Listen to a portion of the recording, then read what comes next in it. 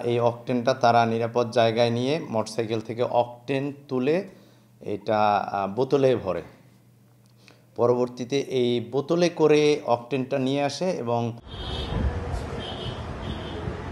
রাজধানীর মাতুয়াইলের মুক্তি filling station মঙ্গলবার সন্ধ্যা 6:30। মোটরসাইকেলে অকটেন নিতে দেখা যাচ্ছে এক ব্যক্তিকে। গোয়েন্দা তথ্যের ভিত্তিতে এই মোটরসাইকেল চালকের গতিবিধি অনুসরণ করতে থাকে পুলিশ। তথ্য প্রযুক্তি এবং সোর্সের মাধ্যমে নিশ্চিত হয়ে পুলিশ তাকে গ্রেফতার করে। নাম আসিফ আহমেদ মাহফুজ, সরকারি কবি নজরুল কলেজের শিক্ষার্থী।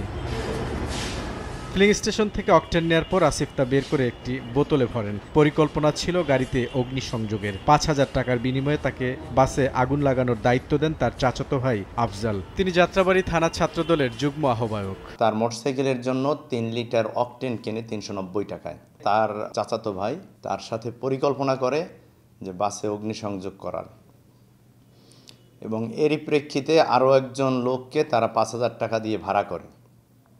এই ভাড়া করার প্রেক্ষিতে দেখা যাচ্ছে যে যখন তারা একত্রিত হয় এবং বাসে অগ্নিসংযোগ করতে যাচ্ছে, ঠিক তখনই পুলিশের কাছে মেসেজটা চলে আসে। এই মেসেজের প্রেক্ষিতে পুলিশ গিয়ে তাদেরকে হাতে নাতে ধরে ফেলে।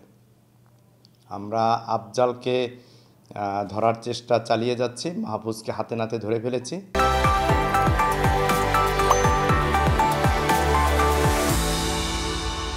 প্রথমে মোটরসাইকেলে অকটেন 3 লিটার কিনে নিয়ে যায়।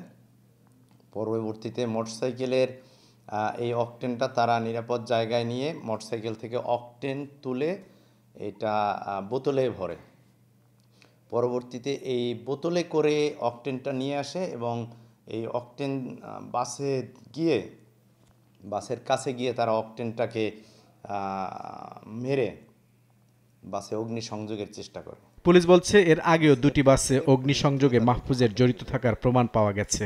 আফজাল যাত্রাবাড়ি থানা ছাত্র দলের যুগ্ম আহ্বায়ক এবং আফজাল এবং মাহফুজ আপন চাচাতো ভাই, উভয়ের পরিবারই বিএনপি সমর্থক, এবং আমরা খোঁজ নিয়ে জানতে পেরেছি তারা এই নাশকতার সাথে জড়িত।